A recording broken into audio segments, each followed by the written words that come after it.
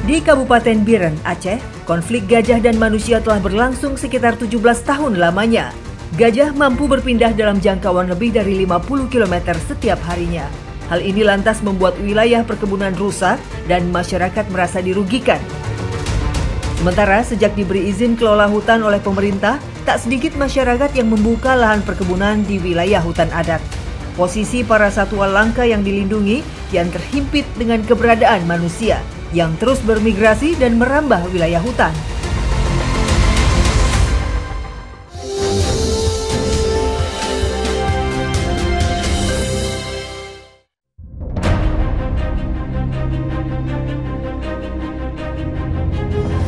Populasi gajah Sumatera terus berkurang sejak habitatnya tergerus aktivitas manusia. Hutan yang menjadi rumah mereka beralih fungsi, bahkan mamalia itu tak jarang dianggap hama di area yang sebelumnya merupakan tempat mereka mendapat makanannya. Dalam kurun waktu 5 tahun terakhir, lebih dari 300 gajah Sumatera mati atau berkurang 10% tiap tahunnya akibat konflik dengan manusia. Sebenarnya kan pasca tsunami tahun 2004, itu ada kegiatan-kegiatan aktivitas di kawasan hutan sehingga ini mengganggu habitat mereka. Sejak 2015 kita melakukan kegiatan-kegiatan yang berbasis mitigasi konflik. Nah, mitigasi konflik itu kita mendidik masyarakat, mengedukasi masyarakat bahwa gajah itu bukan hama.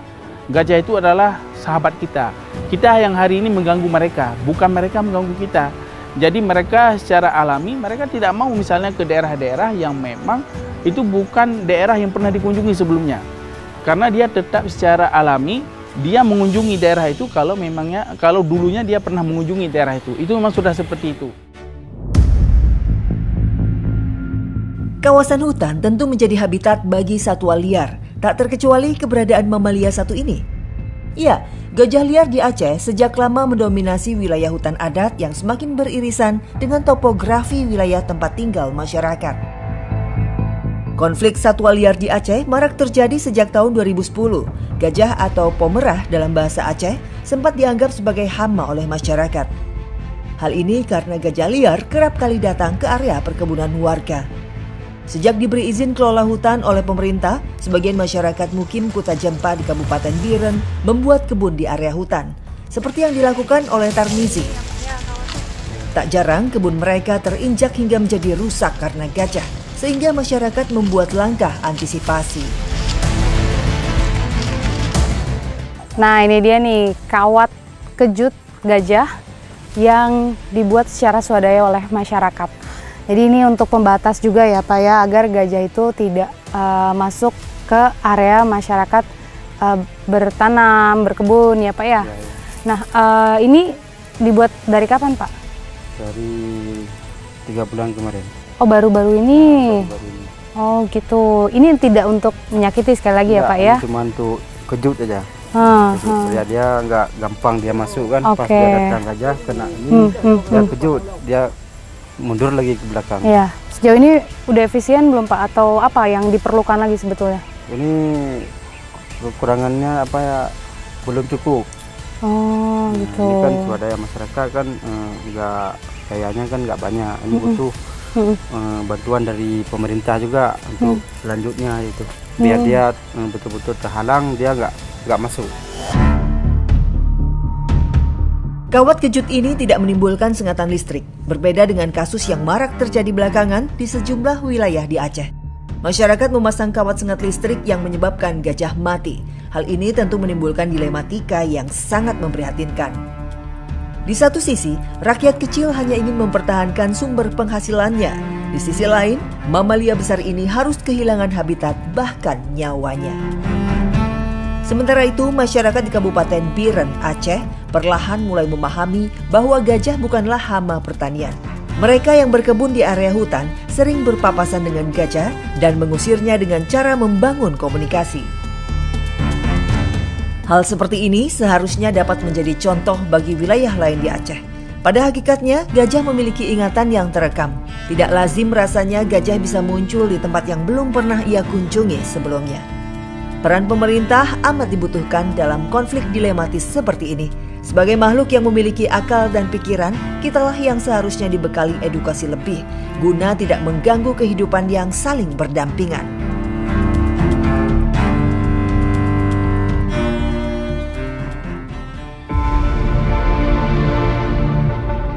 Saya datang ke kebun yang lokasinya berada paling dekat dengan kawasan hutan liar. Di sini, Pak Tarmizi mencoba peruntungannya dengan menanam buah-buahan. Nah, karena hutan adat ini sudah boleh dikelola masyarakat, ternyata ada juga yang menanam alpukat di sini karena tanaman buah itu bagus, alpukat ini bagus untuk ditanam di dataran tinggi seperti ini. Tarmizi baru melakukan pembibitan alpukat sejak 3 tahun silam. Tak disangka, pohon alpukat berbuah melimpah dan cocok ditanam dengan tanah di sini. Hari ini Tarmizi hendak memanen sebagian dari tangkai pohon yang sudah berbuah. Ini kali pertama panen, jadi baru mencoba-coba nih Pak Midi dan semua kawan-kawannya menanam alpukat ini ternyata berhasil sekali panen setelah kurang lebih 3 tahun ya Pak ya menaruh bibit alpukat di sini. Tarmizi melihat kondisi buah yang ada di bagian atas jauh lebih matang sempurna. Saya penasaran untuk mengambil langsung buah yang ada di puncak batang pohon dengan memanjatnya. Melangkah penuh hati-hati, kami mengumpulkan satu persatu buah alpukat yang sudah matang. Warna kulit hijau pekat menjadi ciri-ciri alpukat mentega yang sudah bisa dipetik. Sebelum dikemas ke dalam karung, hasil panen buah dikumpulkan dekat dengan pohon alpukat. Penasaran dengan rasanya, kami mengupas sebagian alpukat untuk langsung dimakan. Melihat panen yang cukup berbuah banyak, Tarmizi merasa lega. Pasalnya, di musim alpukat sebelumnya, ia selalu gagal panen. Ya, tentang gangguan dari hewan-hewan yang suka makan ini kan. Kadang-kadang dia nggak dimakan, dia naik ke pokok, dia goyang-goyang gini kan, dia buahnya jatuh semua. Jadi kita gagal ya panen ini. Kalau di sini nih, dari mana arah munculnya dari gajah gitu dari Pak? Hutan itu. Oh gitu. Oke, Bapak pernah menemukan beberapa kali diganggu atau ketemu langsung gitu pernah? Pernah. Nah itu selama ini gimana tuh sulit-sulitnya Bapak bawa hasil-hasilnya? Nah itulah yang paling susah bawa pulang kan, karena ini kan jauh. Lagi pun kalau musim hujan, kalau bawa pulang ini jalan kan becek jalannya kan, susah bawa pulang. Tak dipungkiri, gangguan dari satwa liar menjadi potret kendala yang sangat dirasakan masyarakat.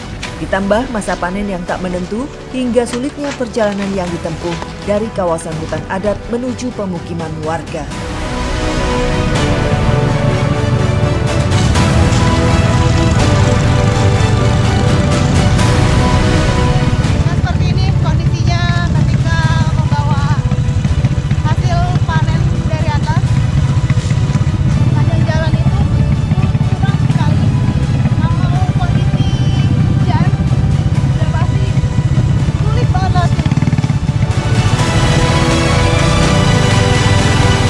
Jarak tempuh yang hampir mencapai 5 km seluruhnya dalam kondisi tanah merah di atas perbukitan seperti ini.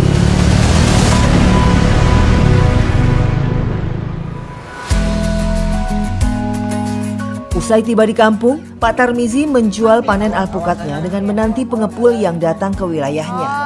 Hari ini Tarmizi dan keluarganya hanya mendapat hasil 18 kg alpukat yang berkisar Rp200.000 saja. Sungguh upah tak sepadan dengan rangkaian perjuangannya berkebun di hutan.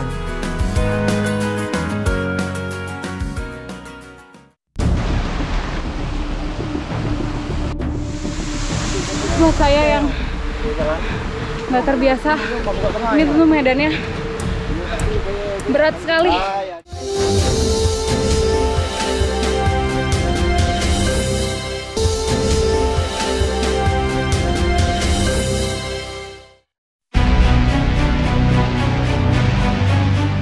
Aceh memiliki luas hutan adat yang mencakup lebih dari 105.000 lebih hektar. Angka tersebut membuat Aceh masuk dalam 5 baris teratas, provinsi dengan luas hutan adat terbesar di Indonesia. Sementara, problematika pembebasan lahan hutan adat di Aceh tak kunjung menuai titik terang. Tim Indonesiaku menyambangi sebuah wilayah hutan adat di Kabupaten Biren, Aceh. Kami memulai penelusuran dari Desa Salah Sirong Jaya dan disambut dengan sebuah ritual adat. Ini menjadi rangkaian dari prosesi adat sebelum kami memasuki ke wilayah hutan.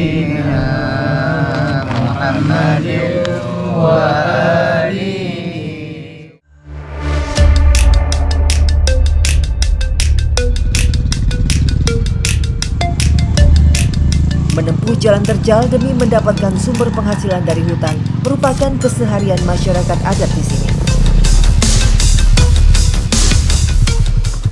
Medan jalan kami tuh semakin menyempit, tanah merah, apalagi kondisinya tuh habis turun hujan.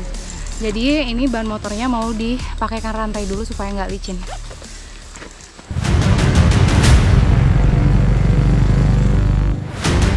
Selanjutnya kami menelusuri kawasan hutan dengan berjalan kaki.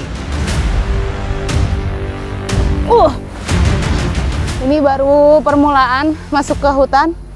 Sudah dihadapkan tanjakan yang curam banget. Dan nggak Pak, saya minta tolong aja. Yang ini masih jauh lagi ya Pak ya untuk mencari akar kuningnya.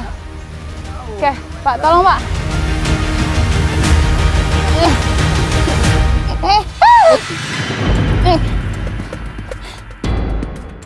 Berdasarkan statusnya, hutan dibedakan menjadi hutan negara dan hutan hak. Hal ini diatur dalam Undang-Undang Nomor 41 Tahun 1999 tentang Kehutanan. Hutan hak didefinisikan sebagai hutan adat yang izin kelolanya diputuskan oleh Mahkamah Konstitusi. Di Kabupaten Biren, Aceh, terdapat 3 dari 4 wilayah hutan adat sudah dikeluarkan izin kelolanya bagi masyarakat. Namun belum diberi batas yang pasti. Hutan adat di wilayah adat yang belum diberi hak bagi masyarakat berada di Mukim Juli Selatan, Kabupaten Biren. Hal tersebut karena kasus sengketa lahan yang terlanjur dijual ke pihak korporasi oleh oknum pemerintah desa. Padahal lahan hutan sejatinya tak bisa diperjualbelikan. Kasus ini masih dilakukan proses hukum di pengadilan. Wilayah hutan di Mukim Kuta Jempa terbagi 4 kawasan hutan adat yang diperjuangkan sejak tahun 2016. Luasan hutan sebesar 8.800 lebih hektar telah diberi izin untuk dikelola masyarakat, termasuk kawasan hutan yang kami pijak saat ini. Jadi ini kami menelusuri sungai, tapi di bagian sana tuh hutan belantara. Ini jadi masih lanjut terus ya Pak. Aliran sungai di dalam hutan menjadi jantung guna terciptanya oksigen yang bersih. Maka dari itu, ekosistem hutan adat harus bersama-sama dijaga, bukan malah dirusak dengan aktivitas ekstraksif yang masif. Ini jalan yang kami tempuh di dalam hutan.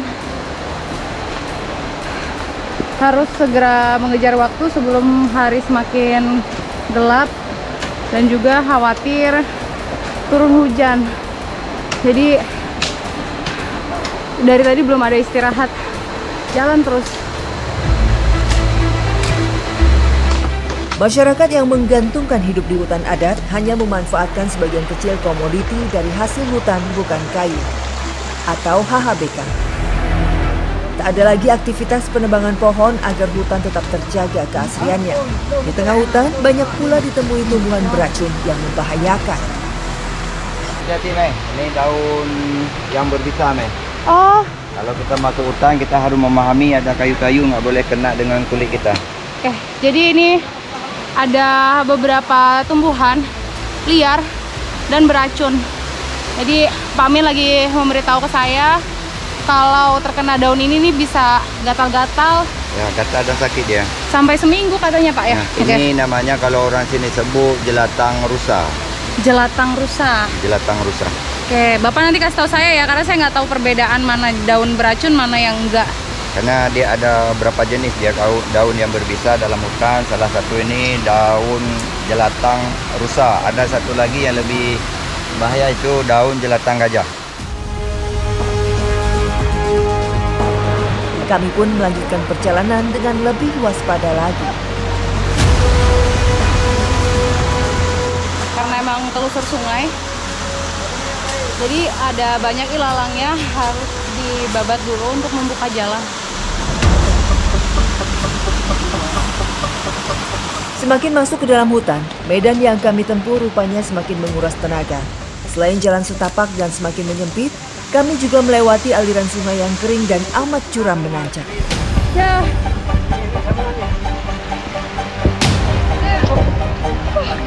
Wah. Gerak. Kami sedang memanjat dinding sungai. Pak, minta tolong ya Pak. Pelan-pelan ya Pak. Bismillah.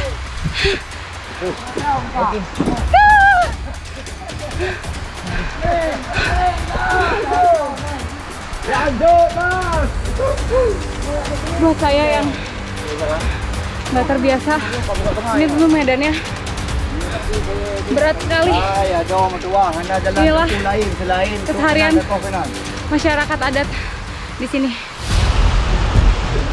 Betul-betul menjadi penelusuran yang luar biasa bagi saya. Demi menggapai rotan dan hasil alam lainnya di dalam hutan, membutuhkan perjuangan yang bukan main. Kami akhirnya menemukan tanaman rotan. Ya, rotan seperti penjaga hutan. Rotan tumbuh alami di hutan tropis yang memiliki banyak potensi sebagai hasil hutan bukan kayu. Keberadaan tumbuhan rotan membantu melestarikan ekosistem di hutan. Layaknya jenis tanaman merambat pada umumnya, rotan tumbuh membutuhkan batang pohon lain yang menjalar panjang. Nah, ini dia sudah dapat satu gulungan rotan. Setelah perjuangan panjang tiba di sini, sekarang mau bersama-sama kami mengambil rotannya ini. Kulit rotan memiliki duri yang tajam sehingga kami harus memotong rotan di bagian ujung dalam. Masyarakat adat di sini memiliki kendala harga komoditi yang rendah. Mereka pun tidak bisa berbuat apa-apa. Tak ada produksi rotan ke arah berkelanjutan seperti membuat kerajinan. Insya Allah capeknya ya Pak ya. Saya ikut kegiatan di sini, bapak-bapak semua itu luar biasa. Ini memang rutin dilakukan, Pak. Jadi kami dalam wilayah hutan adat ini mencari potensi hasil hutan bukan kayu, salah satunya kan bisa memanfaatkan rotan. Artinya tuh hutan jadi sumber penghasilan juga ya untuk masyarakat di sini ya. Betul. Ada berapa luas wilayah hutan adat? Di Kabupaten Berun termasuk ini Kecamatan Jompa, luasnya sekitar 3.270 hektar. Ya, luasnya. Termasuk alhamdulillah itu sudah di SK-kan. Sekarang kita cuma tunggu diturun dari pihak dinas untuk membuat peta wilayah hutan adat yang sudah dikeluarkan dari kementerian. Artinya belum ada batas-batasnya, Pak? Batasnya belum ada. Kendalanya apa Pak selama ini masyarakat? Kalau kendalanya termasuk kalau kita hitung banyak kendalanya. Salah satunya mungkin jalan tempuh kita yang kita tempuh sini susah. Lepas itu waktu kita penjualan ini kadang tidak sesuai juga dengan hasil yang kita kerja, lebih perjalanan jauh, kadang susah payah kita dapat, tapi harganya memang murah. Berapa Pak ini kalau dijual tadi sekilo kira-kira? Kalau sekilo itu berapa? Harga kiloannya rotan itu? Kalau rotan atau akar kuning? 3.500. 3.500? Ya, 3.500. Wah, dengan perjuangan mencarinya sesusah payah ini, harga-harga yang didapat dari hasil hutan bukan kayu cuman 3.500 per kilonya. Bagi saya itu nggak sepadan banget loh Pak. Saya aja ngerasain langsung betapa sulitnya ngos-ngosannya, ya itu tadi yang diharapkan masyarakat sebetulnya. Sungguh mencengangkan, rotan seolah tak lagi memiliki nilai jual. Namun Pak Min dan masyarakat di sini seperti tak ada pilihan lain. Usaha keras mencari penghasilan dari dalam hutan rasanya amat tak sepadan. Walau hutan adat ini sudah boleh dikelola, pertanyaan selanjutnya, dapatkah masyarakat mengoptimalkan hasil hutan yang ada? Saat melanjutkan perjalanan, kami menemukan sebuah tumbuhan akar-akaran yang dapat dimanfaatkan. Masyarakat adat suku Aceh menyebutnya akar kuning. Langsung saja kami tebas dan bawa pulang sebagian. Akar kuning rupanya banyak ditemukan di hutan Sumatera, khususnya di Aceh. Hasil berburu rotan hari ini membuahkan hasil hutan lain yang menurut kepercayaan bisa menumbuhkan berbagai penyakit.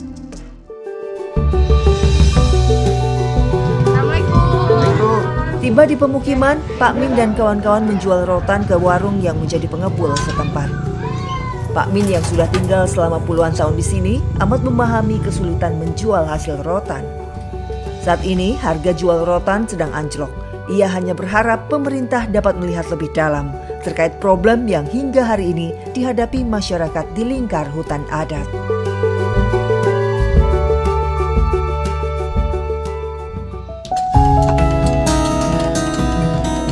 Akar kuning yang didapat dari hutan kami serahkan kepada ibu-ibu di permukiman agar segera mengolahnya. Tumbuhan akar-akaran ini dianggap sebagai bahan obat herbal bagi masyarakat di sini.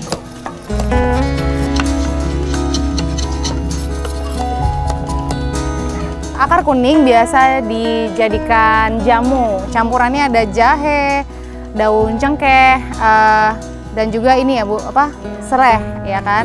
Jadi di sini kayak semacam empon-empon ya kalau saya tahu ya. Coba nanti kita rasakan gimana ya Bu ya. Dan jamu akar kuning ini dinilai berkhasiat.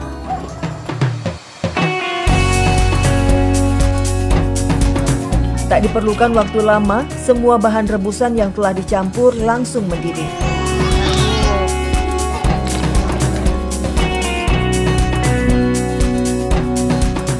Usai dipindahkan ke dalam wadah, masing-masing dari kami menuangkan jamu akar kuning ke dalam gelas. Hasil hutan tak hanya digunakan sebagai sumber mata pencaharian, melainkan juga turut dirasakan manfaatnya untuk pengobatan tradisional oleh masyarakat. Enak ya Bu, anget-anget gini ya. Apa aja tadi Bu, akar kuning itu kepercayaannya berkhasiat untuk menyembuhkan apa aja kalau di sini? Sakit perut, lambung, sakit pinggang. Kalau ibu biasa sakit pinggang, sakit pinggang. Makan yang pahit-pahit, agak enak jalannya. Oh gitu, jadi langsung enakan karena minum ini? Iya, kalau makan berlemak, pinggangnya sakit nih. Lambung bisa jadi banyak yang pahit.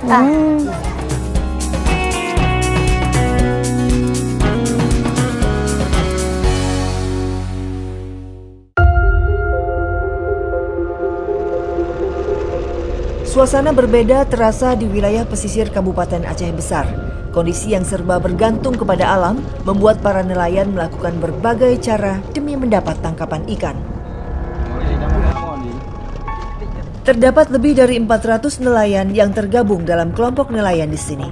Saat musim angin barat seperti sekarang, banyak di antara mereka yang tak sanggup pergi melaut dan mencoba peruntungan mereka dengan cara lain. Di Teluk Aceh Besar ini, para nelayan mengambil ikan dari tepian pantai menggunakan jaring besar. Para nelayan menyebutnya pukat. Memukat hanya dapat dilakukan ketika air laut sedang surut atau pada siang hari saja. Pukat yang memiliki panjang kurang lebih 150 meter itu dibawa menggunakan perahu kayu untuk membentuk setengah lingkaran yang mengarah kembali ke garis pantai lalu ditarik kedua sisi ujungnya.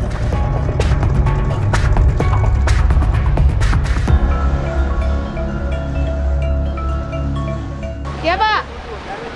Oh, tarik mundur. Ya. Perahu dan jaring yang digunakan para nelayan usianya sudah lebih dari 12 tahun dan tak pernah dilakukan peremajaan. Minimnya fasilitas menangkap ikan menjadi kendala besar yang dirasakan para nelayan. Memerlukan waktu yang tidak sebentar dalam menarik jaring besar secara bersamaan. Jaring ditarik dengan penuh harapan, banyak ikan yang terperangkap di dalamnya. Namun kenyataan berkata lain. Nah ini hasil tangkapannya hanya segini, sedikit sekali. Bahkan kalau di bulan-bulan yang seharusnya seperti sekarang itu semestinya banyak ikannya, tapi yang didapat kondisinya seperti ini, nggak dapat ikan. Miris, keberadaan ikan yang sudah semakin minim mengancam hilangnya sumber penghasilan para nelayan. Jika nelayan sebagai produsen kehilangan hasil tangkapan yang signifikan, maka perputaran roda ekonomi di Lam Tengah turut terganggu. Penghasilannya agak berkurang karena pengaruhnya ombak sama angin hujan. Jadi pukat yang kita labu tadi enggak seperti yang kita harapkan. Terus ini kalau hasilnya cuma segini, lalu bagaimana Pak? Ya itulah yang namanya kita di pinggir laut ini kan nggak selalu menjamin. Kadang ada, kadang enggak kan. Ya. Ya yang namanya nelayan kita ini memang sudah pencarian di sini. Apapun resikonya ya tetap dijalanin. Pemerintah gitu, perhatiannya seperti apa selama ini kepada nelayan gitu Pak? Ya. Kalau harapan kita khususnya ke pemerintah lebih memperhatikan lagi nasib nelayan yang di pinggir, nasib nelayan kecil ini. Karena selama ini kan kita di pesisir ini, khususnya di pesisir Pekanbadak, sangat kurang perhatian daripada pemerintah. Faktor cuaca menjadi kendala besar bagi mereka yang berada di ujung barat Indonesia. Musim angin dan badai tak menentu melontarkan dampak yang kejam bagi nelayan. Berlimpahnya ikan pernah dirasakan sebelum adanya tsunami Aceh 2004. Hingga kini, dampak dan traumatisnya masih terasa. Aceh yang terasa sebagai provinsi termiskin di Pulau Sumatera mengalami peningkatan jumlah penduduk miskin hingga 14%. Hal itu mengacu pada data Badan Pusat Statistik Aceh. Angka yang didapat pada awal tahun menobatkan banyak warga kurang mampu berasal dari kalangan masyarakat pesisir. Satu yang panjang nih mau dong. Hasil tangkapan yang sedikit membuat Afrizal tak mungkin menjual ke tempat pelelangan ikan. Saya pun menawar untuk mendapat hasil tangkapan fresh dari nelayannya langsung. Digenapin aja boleh? Iya. Yeay. Terima kasih Pak. Wah, saya belanja ikan hasil tangkapan nelayan di sini. Ada barakuda, ada ikan kue yang besar juga. Nah, sebetulnya kalau dijual ke tempat pelelangan itu jualnya per kilo. Tapi karena hari ini hasilnya ya nggak mencakupi untuk dijual ke sana, ya sudah saya yang beli aja.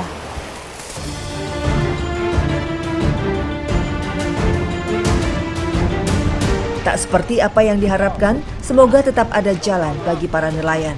Semoga segera musnah pihak-pihak tak bertanggung jawab yang terus-menerus merusak ekosistem lingkungan.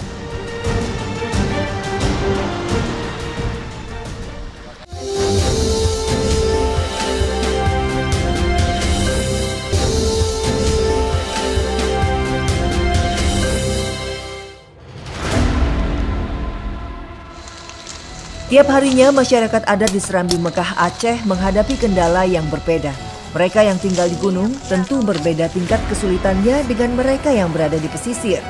Pemerintah era sekarang mempunyai PR besar untuk menuntaskan masalah yang sudah terlanjur hadir dan menjadi sorotan. Salah satunya seperti konflik satwa liar di Aceh yang tak kunjung mereda. Problem seperti ini sudah seharusnya mendapat atensi lebih dari para pemangku kebijakan. Di manakah peran pemerintah saat konflik manusia dan gajah kian darurat? Jadi memang konflik antara manusia dan satwa liar di Aceh itu terjadi diantaranya terutama dengan satwa yang memiliki dominasi terhadap teritorial yang cukup tinggi ya. Di dalam penyusunan RPJM baru ini kita untuk tahun 2024 sampai dengan 2029 kita telah merumuskan yang disebut dengan rute atau kita sudah kita petakan mana yang merupakan rute satwa. Ini kita sudah gambarkan. Nah, rute satwa ini tidak boleh lalu diubah atau diganti untuk kegiatan ekonomi manusia. Nah, ini untuk mencegah terjadi konflik tadi.